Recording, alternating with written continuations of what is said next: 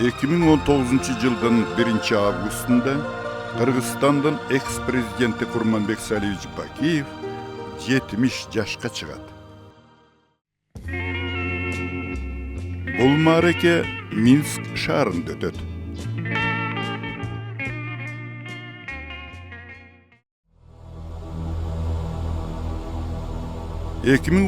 жылдын апрелинде куралданган оппозиция 2009 экинчи мөөнөткө президенттикке шайланган Бакиевди өлкөдөн чыгып кетүүгө мажбурлашкан.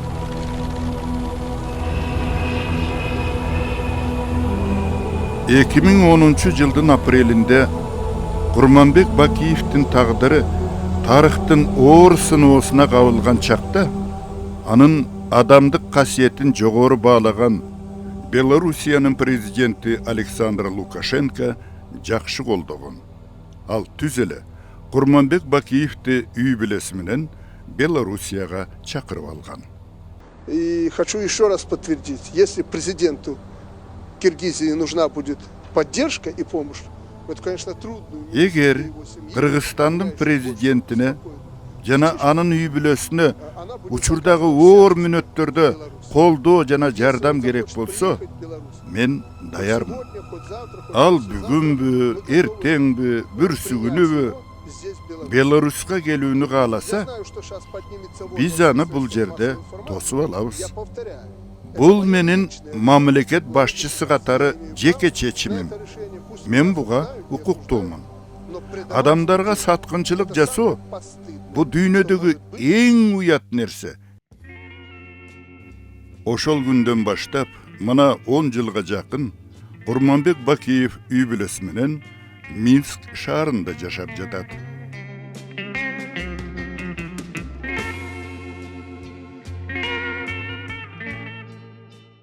Ну вот у меня утро начинается обычно вот с этого тренажера. Эртең мененки саат адаттагыдай эле ушул тренажердон башталат. Ал 50-60 жаштан кийинки адамдардын муундарына абдан пайдалуу. И минимум 10-15 Бул көнүгүү бир жумада 3 жолу 10-15 минутадан аткарылат. Башка убактарда чуркоого ылайыкталган комплексте жумасына 5-6 жолу көнүгөмүн. Базар күнү гана бул машыгууну аткарбаймын. Ошентип улана берет. 9, 10, 11, 12, 13 и так далее.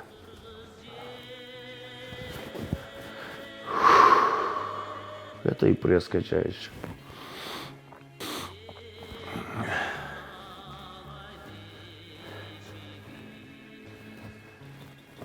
Ну, вот так примерно. Не буду дольше задерживать. Прежде чем перейти, я вешаю груз. Ал эми бул жакка киргенде ар бир бутка 1,5 килограммдык жүк асып коюп машыгамын. Чтобы делать больше нагрузки. Азыр мени жакшы көргөн ырым да бар.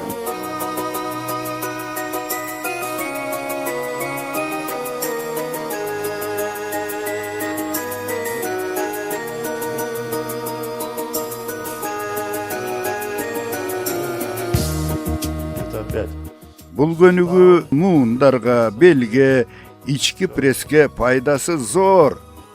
Дене бойдун баарын иштетет.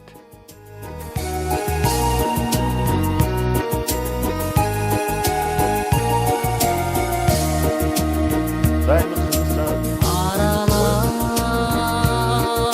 шаар ичин басып жүрөм. Андагы ак бурул түнесиндеби ойгонуп уйкусунан жымыңдашкан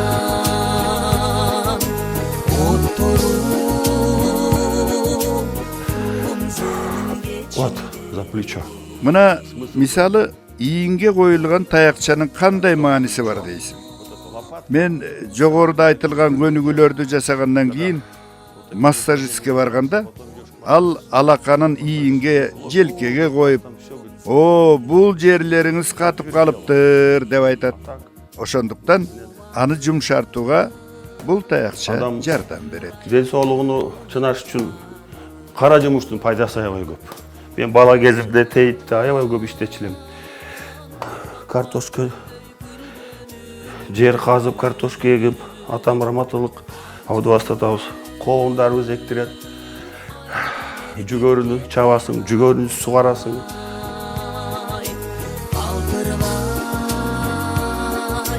бул дүйнөдө билгениңди ак түнү Вспомнил, как мне спорт помогал. Мага илгертен бери эле спорт жардам берип келет. Окуп жүргөн мезгилде болсун, кийин иштеп жатканда мен спорт менен машыгып, айрыкча боксту сүйчүмүн.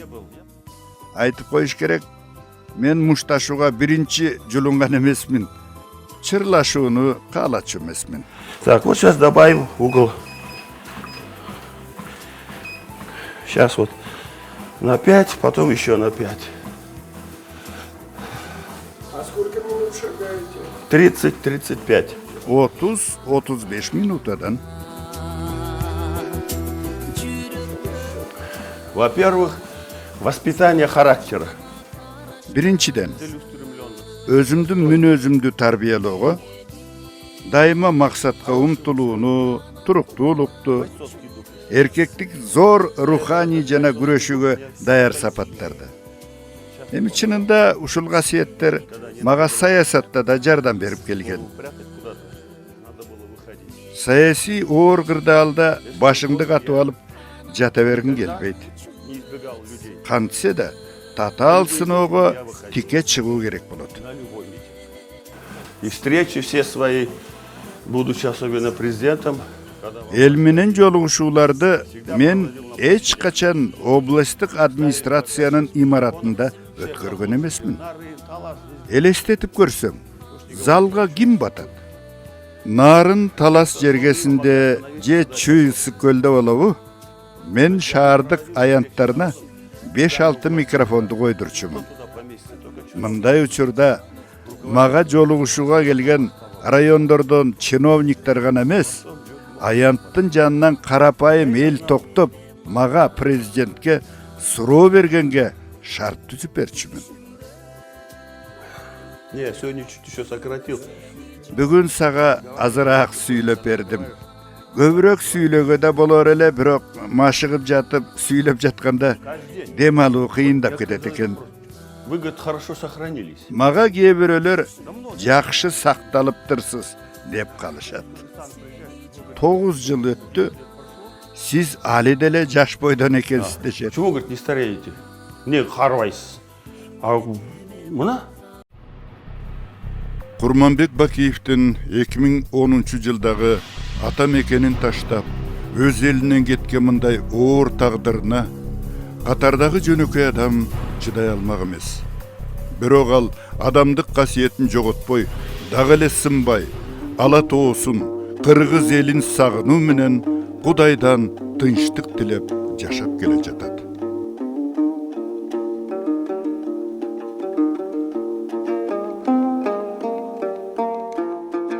Бул жылдары Курманбек Бакиев өткөндү кайрадан бир сыйра көздөн өткөрүп, кай жерден кемчилик кетиргенин, кай жерде ийгилик болгонун ойлоп, пикирлештери менен каршылаштарынын кадамдарын анализдеп жүрдү.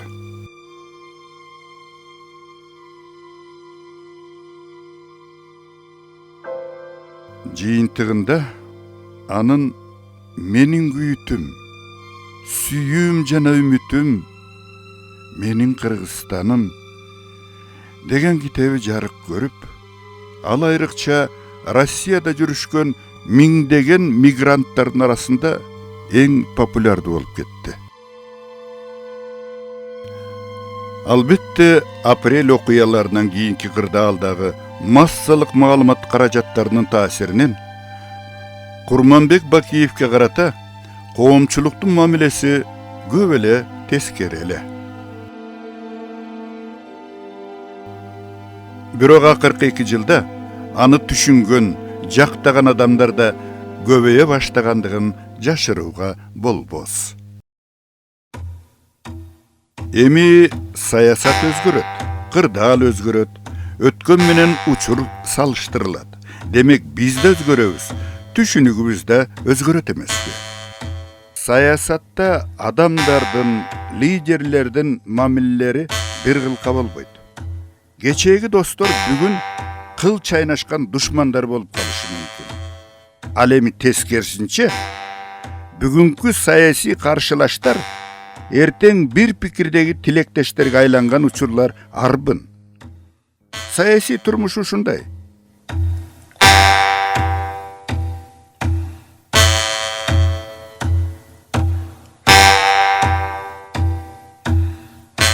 Эл арасында Курманбек Бакиев чынында мамлекеттик деңгээлдеги накта башкаруучу болгон.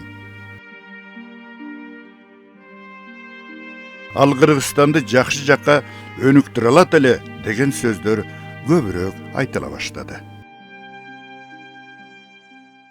Бул жылдары Курманбек Салиевич Бакиев Кыргызстанда президент болуп турган мезгилиндеги окуяларды анализдеп, көп ойлонуп жүрдү. Кайсыл иштери туура болгон, кайсы жерден жаңылган, баары көз алдынан шурудай тизмектелип, аны мындай оор тагдырга кимдер жана кантип алып келгендиги баамынан өтүп жатты.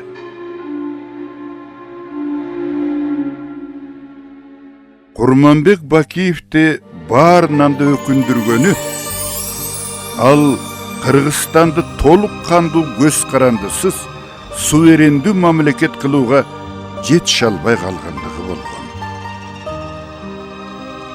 Биз Кыргызстандын алдына зор амбициялуу максатты коебуз. Ал максатты биз башка өлкөлөрдүн жардамысыз өзүбүз ишке ашырабыз деген учкул сөздөр так ушул Курманбек Бакиевдики эмес беле?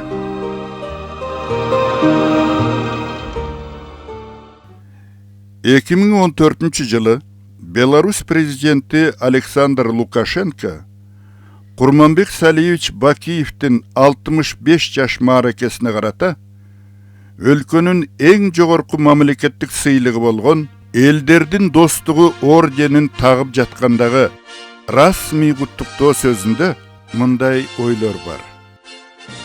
Саясий, мамлекеттик ишмер да кээде оор учурларды башынан өткөрөт. Мында алсыздар сынып, ал эми күчтүүлөр дагы да чымырканып, болоттой курчуйт. Бул адилетсиздик качандыр бир кезде токтоп, сен өнүгүүсүнө зор салым кошкон туулган жериңе саясатчы катары кайтып барарыңа мен толук ишенем деп айтканы кандай таасын сөздөр.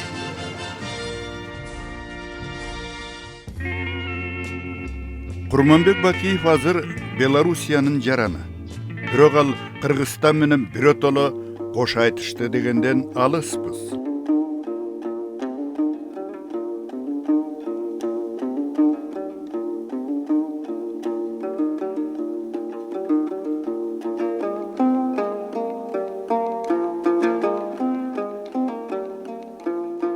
Бул жакта анын туугандары, достору, пикирлештери, классташтары жашап жатышат.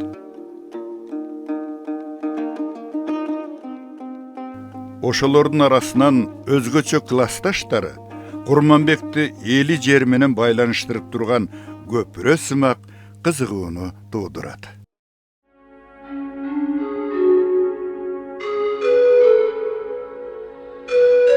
Курманбек Бакиевдин тагдыры ушундай экен. Ал Жалал-Абад шаарында биринчи мектепте, кийин анын ичинде азыркы бир тууган Жусуп Бакиевдин атын алып жүргөн 3-чү мектепте да окуптур. Бирок акыркы 10-чу классты шаардан 10-12 чакырым аралыктагы Сузак районунун Орто Азия кыштагындагы номер 13-чү орто мектепте бүтүрүптүр.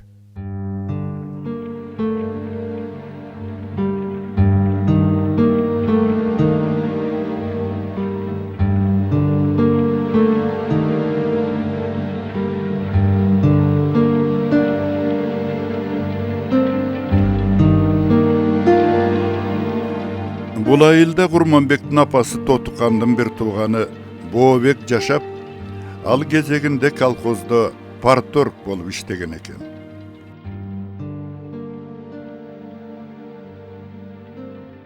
Курманбектин ата-энеси анын айыл турмушунда билип, элеттиктин жашоосуна бышсын деген максатта ушул жака мектепке жиберген.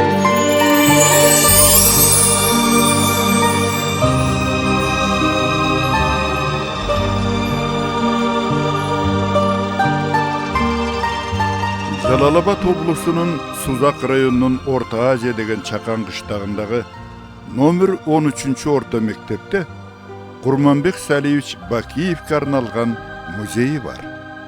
Бул музейди анын классташы Мамат Мырзакаримов сунуштап, бир канча инстанцияларга чейин барып, чоңдордун кабинетин каккылап олтуруп, музейди түзүүчү жана негиздөөчү болуп эсептелет. Ne vardı? Hey, Kur'an Bey, bu şey sen gönde bir ne var? Müzeyi açmayı tep müneydi buna sürüş asırda. Sürüş gönderken, kolundan gelemez aslında dedi. Kolundan gelse hareket kıl dedi. Annen gelin, bak dedik geldik, şuradan başladık. Bunlardan bir partinin ne olduk, başlayalım. O şu büyük bunları nemelerde foto ateliyeden. Bunlardan çalışıp verirken adı internetke salıp koydular fotoğraflarda. Бул идея Курманбек Бакиевдин классташтарына жагып, алар акчалай жардам беришкен. Фотолорду чогултушкан, текстин жазышып, экспозицияны өздөрү уюштурушкан. Kur'anbek'ten taynesi, apası, 3 talası, bala çakası.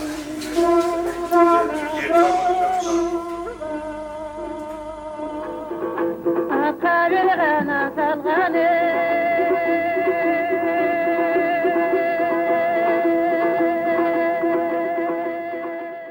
Биз мектепти, биринчи окуткан ага эжейлерди, классташтарды сүйөбүз.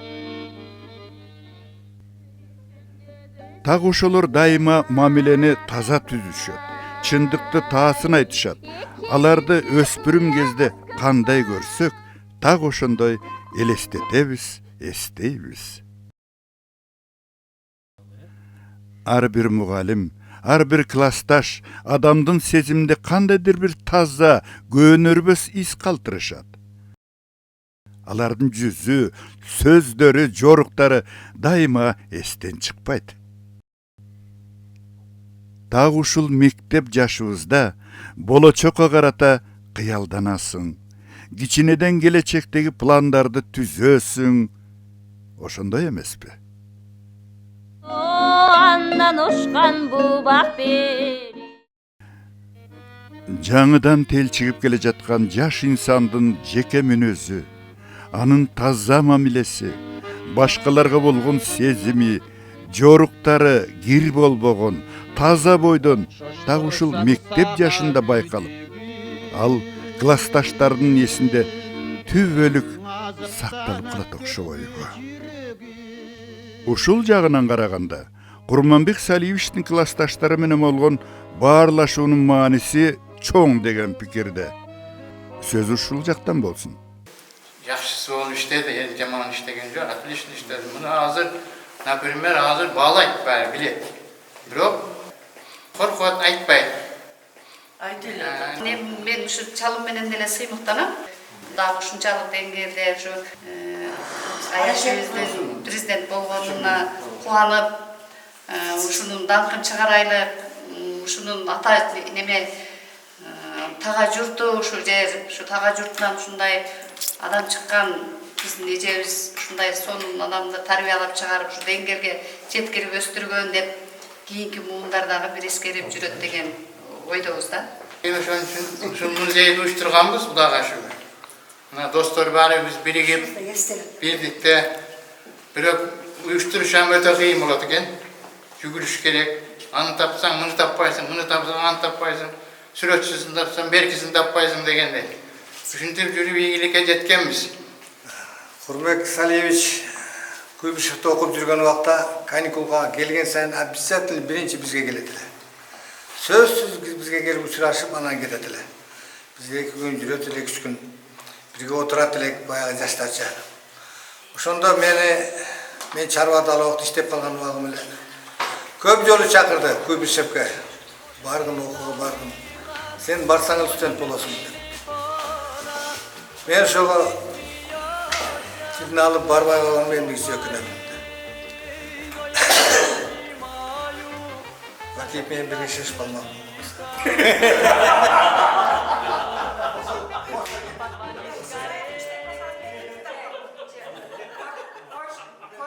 Mektepe geldik dağı sırada bir 10-15 gün okuyorduk da Paktağa geldik.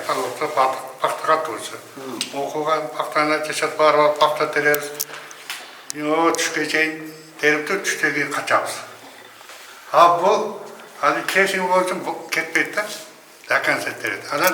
Hadi nemene Paktağına tergenden şu bizgi jetevizde hareket kıladı da. Hanım benim organdaki terip gelen oturar da, oturalım hareket söyleyip ne olatağız. Hani Zeki'nin Paktağını çağırağızda çiğittim ne kadar. Bozdu kozu, kırsıp da. Ne oldu dedi. Ağa şeyin orozbay tayarda oturardı. Muncuk koydu. Anan toğalma tayarda. Barzın kadar mini oldu. Ben sana beklemezsin. Murun kısıraydı mı? Seninki baksan, urlar seninki işte yalan, kemirçeye gider ne болады. Biraz tanımaktın ne güzel ettiler de ne var? Gözünü vurdu tartıyorum. Kızartıyor. Vurdu kızarıp. Oğlum bilmem de bizim ağzımızdan çekit var. Ayda da söylesene. Bana da bir tart işlem koysa karşı. Alanan özünce bir yaka durma alanan tartı. Vurdu kızarıp. Oturuşumuz болып қалған, тоқталып қалдық.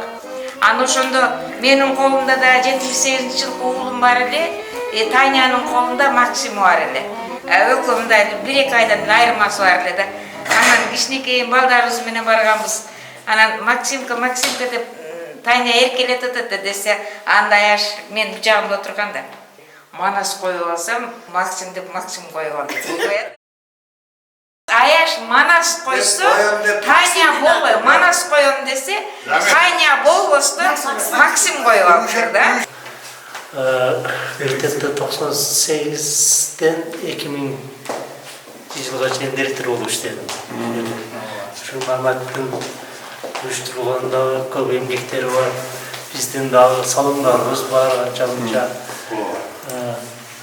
Бул жерде ушунчалык ачканда өзүң билесиң эме канча элдер келди. Канча жакшы сөздөрдү уктум, жаман сөздөрдү уктум. Дагы эттин сүрөт эмне тоскоолдук кылат? Ошолор акимдер келип, муну ал деп бизге команда кылып, бизди коркутуп иштеп алсаң ал деди. Бул сүрөткө тийбе десек акырында алып кой. Курманбек Бакиев 2010 жылдын апрелинде Кыргызстандан чыгып кеткенде, ал музейди жогору жактан жок кылуу буйругу берилген. Бирок Курманбектин классташтары буга жол беришкен жок. Мамат Мырзакаримов өзү, кээде аялы, же бир классташы менен чоңдордун каалгасын каккылап жүрүп, музейди сактап калган.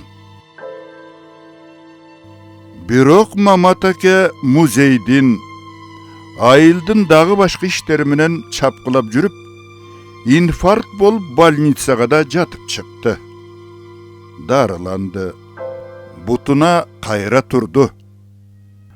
Мамат аке таяк таянып, мурункудай тың баса албай калса да, музейди сактап калганына ыраазы.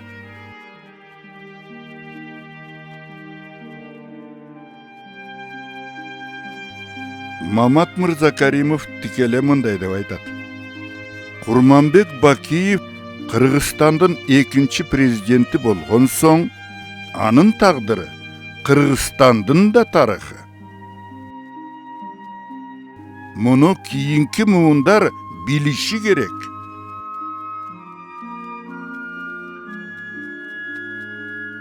Кыргыз Kırgız elinde söz var. Kırgız öňü çoqmortun öňünde. Uşunça simbol bolup ketkenden çoqmor kanday taza sonun adam ele. Men aytat elem. Kırgız jüregi, Bakiyevdin jüregindeydi. Senin jüreginde taza jürek yok. Düşmanına da jamanlyk kalabaysın. Beçerelerge de neme kılasın. Bartyny çurkap jürep, uşu elde oňdan, ekonomik oňdan dep turup, senin arkadan gelgen halike kara niyet nemelerdi payakpay kaldırmasın. Oşular aklı yıkıp çıkan benim ne oldu? Hazır neme oldu? Hazır çağın tokulun bulup bunu Kırgızstan kayakka getip atkanı bilmeye kaldık. Anın bul sözdörü çın dilinden aytılıp, Kurmanbek Bakiyevdin insandık beynesine tüs tasirin tiygizip durganday. Oşol klastaşları, bir kezdegi bir jıl gana çoğu okugan jaş ulan kızlar, uşu güngө çeyin Kurmanbekti sıylagandygyň, anın çыныgı adamdık kasiyetlerin bağlap, aga işenip gelişet. Kurmanbek Saliyevişti kıyın günlerde dalay kızmattaş giyinki zalkar dostları taştap ketişti.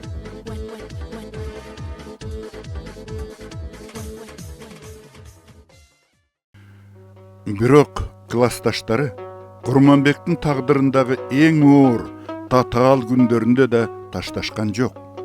Aga bolgon taptaza sezimderi, işenimderi, bağları tak oşol boydan kalıp olturat. Mana çındık.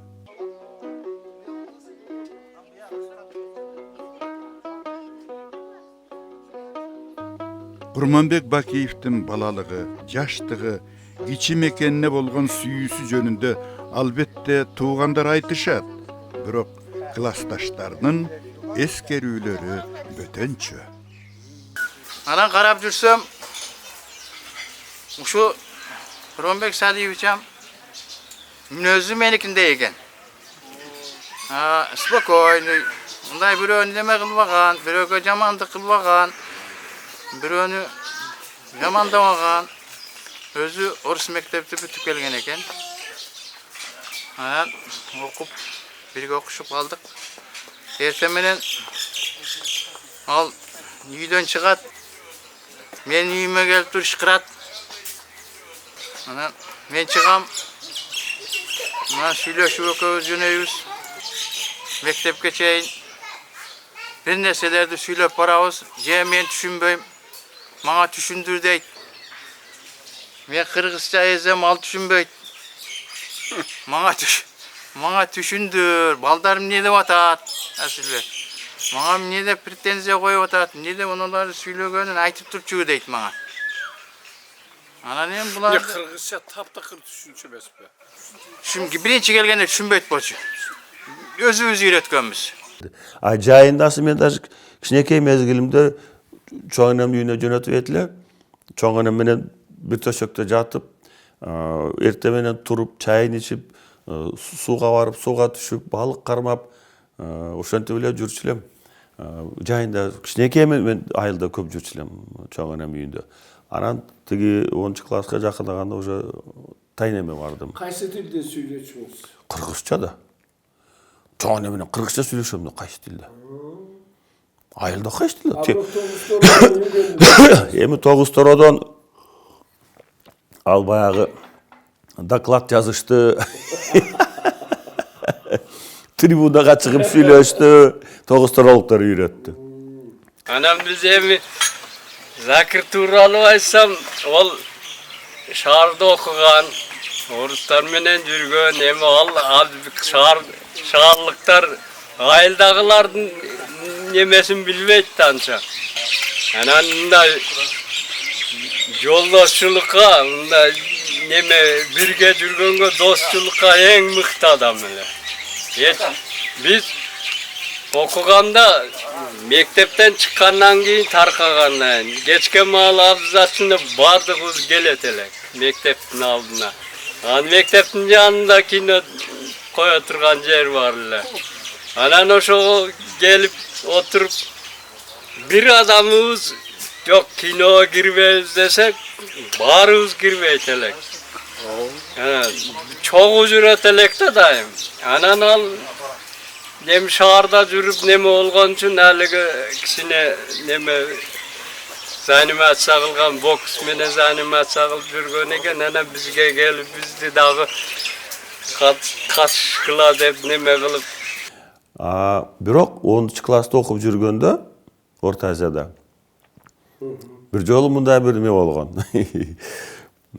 Сабакка даярданып отурам, анда стол жок, айылда үйдө, чоң энем, тайнемдин үйүндө. Стол жок, эчтеке жок. Терезенин эмесине, подоконнике. Тетрадты коюп алып, стулда отуруп, сабакка даярданып атсам, бир кичинекей кыз келди, көчөдө турат. Забо каша деген жок анда. Анан турат, мени карап, анан "Крака" деп кыйкырды. Анан чыксам, колума записканы берди да качты. Кичинекей кыз. Анан ачсам, окусам, жазылып турат. Мен сизди дейт, и көп точка. Ким экен дейм. Анан биз менен окуган Лайли деген классташыбыз бар эле. Ошо Лайли менен анча-мынча сабактан кийин калып, ал сурайт эле мына физикадан, математикадан бирдекени түшүндүрүп берчи деп. Орус тилден анан жардам берип, сабактан кийин жарым саат отуруп калчу. Анан Лайлиге көрсөттүм.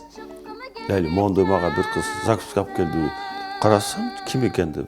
Билесиңби десем, карап, окуп, таң калып. Карасаң, ай, мен муну билем дейт. Бул биздин там төш деп койчу элек, Ылдый жакта.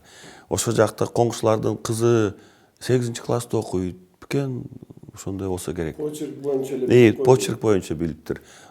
Катташ сосед болсо керек, коңшу болсо керек, катташ турган керек.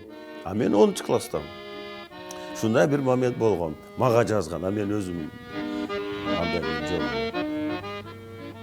Так ушул мектеп койнунда адамдын биринчи досу, биринчи сүйүүсү жаралат. Ал түбөлүккө эстен чыкпайт.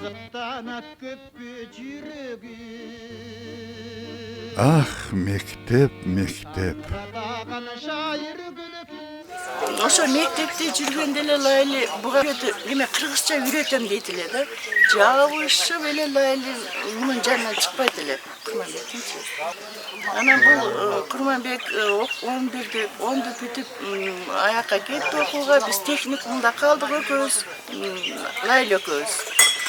Анан бул кыздар советине да түшкөн, өзү кат жазган да Курманбекке, Курманбекти аябай сүйөт эле. Анан кыз башы менен ушундай кат баарыбыз жаман көргөн.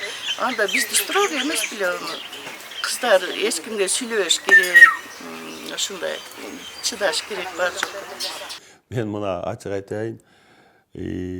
Мен 10 класска чейин, 10 классты бүткөнгө чейин бир да кыз менен жүргөн мындай жагып калды, тигиндей мындай деп жүрчү эмес элем. Вообще.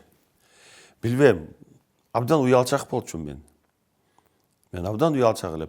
Мен кийин сезип аттым. Мисалы үчүн 23 февралга кыздар шаарда окуп жүргөндө бир кыз бир открытка жазган мага. Аябай жакшынакай кылып коо сөздөр менен тим эле жазган. Мен карап коюп, дегем.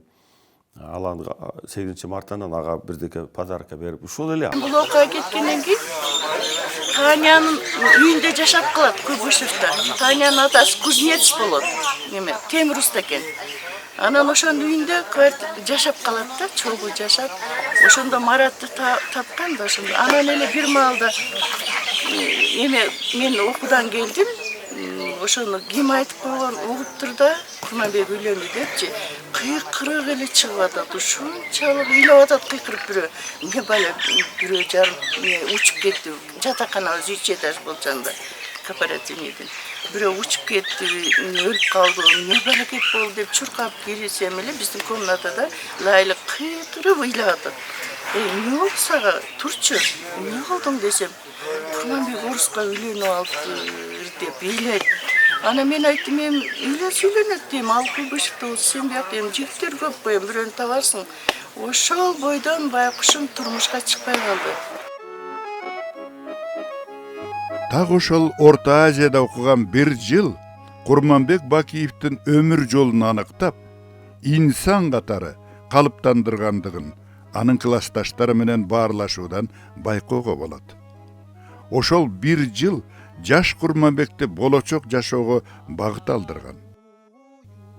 Жолду баскан арбытат деп өзү жазгандай, ааламга жолду так ушул айылдан баштаптыр. Аяш менен таанышабыз десең, кел деди, келип сүйлөшөбүз. Биз орусчаны жакшы билбейбиз. Ал кыргызчаны билбейт. Биз айттык, Таня, сен кыргызга тийип келгенден бул жака, сен кыргызчаны үйрөн. Же болбосо бизге орусчаны үйрөт. Али кол менен жаңса эле сүйлөшө элебиз десем, тубай дуруп виноват дейт. Ал үйрөткөн жок мен деп коет. Болсо ошондо эми чалым экөөбүз ошондо үйлөнүп эми балалуу болуп калган убагыбыз эле. Булар бизде Бегимай Раймали дешет эле да. Анан кийин үйдө раса сыйладык. Сыйлап баардыгыбыз чогуу отурабыз. Анан ошондо сарпай кийгизип анан мен барып туруп кийгизип туруп анан эки бетинен өп койсом, булар мени раса сөккөн да. Сен бизди өппөйсүң, неге ушул губернаторду өбөсүң?